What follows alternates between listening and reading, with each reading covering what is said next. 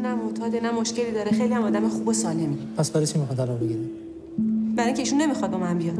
من پدرمو نمیتونم ول کنم. پدر ایشون آلزایمر، اون میفهمه که تو پسرشی؟ من که میفهمم اون پدرمه. من الان تکلیفم چی میشه حاج آقا؟ هیچی. بفهم سر زندگیتون. خداحافظ.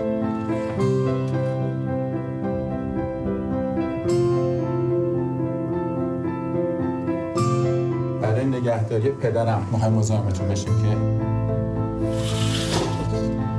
چیکار داره میکنه؟ چیه؟ بابا داشت میمرد من رسیدم. سلام. میگه بیا برو بیا برو.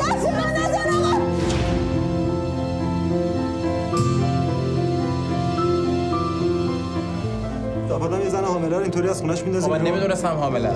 چیکارش کردی مگه؟ اجازه بدید من بهتون توضیح بدم. زن من کتک زده که بچه‌ش افتاده مرده دیگه. حالشون ندارم. تو دروغ گفتی؟ به شوهرت بگو یه کاری نکنه. دیوونه شم خودمو بدبخت کنم. اگه فردا زد تو راه مدرسه بچه‌تو کشتی؟ میگه چیکار کنم؟ شبانه با تو جمع کنم بریم خارج؟ اتهامت قتله.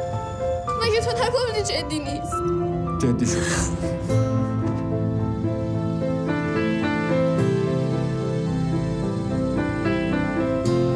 دو روز عصبی واسه من بکنم چی شده؟